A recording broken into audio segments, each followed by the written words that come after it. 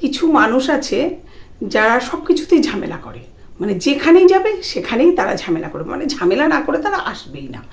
সব কিছুতে তারা ভুল ত্রুটি ধরতেই থাকবে। আর যদি কারোর কোথাও একটু ত্রুটি হলো তারা কিন্তু একদম ছেড়ে দেবে না, একদম তাকে মোটামুটি মানে মুখের বচনে তাকে উদ্ধার করে দেবে তারা। কিন্তু তাদের কোনো কোনো জায়গায় কিন্তু তাদেরও মানে চুপচাপ থাকতে হয়। যেমন বলি, এই যে পুজোর সময় যখন প্রচণ্ড বৃষ্টি হয়, প্যান্ডেলগুলো একদম জঘন্য অবস্থা হয়ে যায়। ঝড় বৃষ্টি যদি হয় তাহলে প্যান্ডেলগুলো ভেঙে যায়, লাইট ফাইট অন্যরকম হয়ে যায়, সব কিছু ভেঙে চুরে চুরমার হয়ে যায়। কিন্তু তখন কিন্তু কাউকে তারা কিছু বলতে পারে না, মুখটা বন্ধ করে বসে থাকে। কেন? তখন যা বল, প্রকৃতিকে বল যে তুই এগুলো করলি কেন, তখন কিছু বলার ক্ষমতা নেই। ওই সময়টা কিন্তু এদেরকে হার মানতে হয়। কিন্তু প্রকৃতির কাছে ওদেরকে সবাইকে আমাদেরকে হার মানতেই হবে। কিন্তু এরা যেখানেই যাবে, এই ঝামেলা করা মানুষগুলো কিন্তু এই জায়গাটাতে অন্তত একটু চুপ করে থাকে, কারণ এখানে কাউকে কিছু বলার নেই। কিছু বলেই বা কী হবে, কাকেই বা বলবে। তাই যে জন্য কথাটা বলছি, এই যে এখন বিয়েবাড়ি চলছে, বিয়েবাড়ি তো মানে প্রচণ্ড লোকজন, বিভিন্ন রকমের সুন্দর সুন্দর আয়োজন, কত রকম, যে যতটা পারে, যার সাধ্যে যেরকম হয় সে সেইভাবেই মেয়ের বিয়ে হোক ছেলের বিয়ে হোক আয়োজনটা করে বসে। কিন্তু এই যে বৃষ্টি চলছে, পরশুদিনও মোটামুটি বিয়ের ডেট ছিল, সেও বৃষ্টি ছিল, মানে পরশুদিনের আগের দিন সেও বৃষ্টি ছিল। আবার এখনও বৃষ্টি মোটামুটি হচ্ছে, মাঝে মাঝেই হচ্ছে, সন্ধ্যার দিকে হচ্ছে।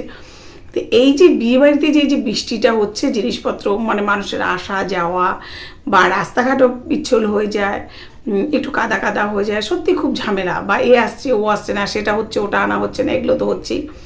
তখন কিন্তু তাদেরকে চুপ করে থাকতে হচ্ছে, মুখ বন্ধ করে। কার সঙ্গে তখন তারা ঝগড়া করবে, ঝামেলা করবে, যুদ্ধ করবে, যতই তাদের স্বভাব থাক যে রোগ, মানে কোনো কিছু ঝামেলা ছাড়া তারা যাবে না।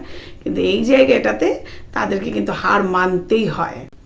তাই যতই ঝামেলাবাজ লোক হোক না কেন, মানে ঝামেলা করতে যতই ভালোবাসুক না কেন, তাদেরকেও কিন্তু এই জায়গাটাতে হার মানতে, মানে প্রকৃতির কাছে কিন্তু আমাদের প্রত্যেককে হার মানতে হয়।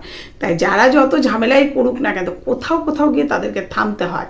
তবে হ্যাঁ, এই শ্রেণীর লোক কিন্তু ঝামেলা করার জন্য একটা কিছু ঠিক তৈরি করে নেয়, মানে একটা কিছু জোগাড় করে নেয় যে যেটা করে আমি ঝামেলা করব, মানে ঝামেলা সে করবে। অনেক বিয়েবাড়িতে এখনও মানে আগের যুগে তো বিয়েবাড়িতে প্রচুর দেখা যেত এই ধরনের ঝামেলাগুলো, এটা হলো না কেন, ওটা দিল না কেন, এটা নিল কেন, এটা দেবে না কেন, এইসব নিয়ে এরকম ঝামেলা হতো। বা এটা কিনলো না কেন, এটা তো মেয়ের বাবা দেওয়ার কথা ছিল। কিন্তু আজকাল এইসব ঝামেলাগুলো কিন্তু একদম দেখা যায় না। বা পণ টন নিয়েও যে সমস্ত ঝামেলাগুলো ছিল সেগুলো আজকাল দেখা যায় না।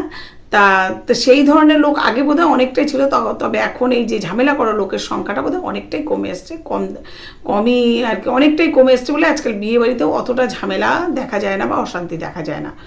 আগের যুগে শোনা যেত সেই বর চলে যাচ্ছে রাগ করে, তো এরকমটাও কিন্তু দেখা গেছে। তো যাই হোক, আজকে সেই সব জায়গা থেকে অনেকটা ভালো।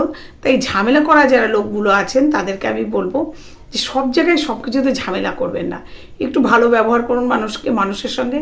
আর যারা নাকি আপনাকে কিছু খারাপ যদি কেউ কিছু বলে, সেই জায়গাটাকে আপনি যদি একটু এড়িয়ে যান, তাহলে সেই অনুষ্ঠান বাড়ি হোক বা যাই হোক, সেই জায়গাটা একটু শান্তিপূর্ণ হয়। হ্যাঁ, জায়গাটা একটু শান্তিময় হয়, সবাই একটু ভালো লাগে সবার। আর ঝামেলা করা মানে সেখানে একটা অশান্তি, কোনো কিছুতে মন ভালো লাগে না কারণ। তাই এই মানুষগুলোকে বলবো যে একটু শুধরে নিতে। কই ঝামেলা তো এত করতে পারেন, প্রকৃতির সঙ্গে তো আর করতে পারে না, তো ওখানে তো আপনাকে থামতে হচ্ছে। তাই সব জায়গাতে একটু থামার চেষ্টা করুন, তাহলে সব কিছু আরও বেশি অনেক সুন্দর হয়ে উঠবে।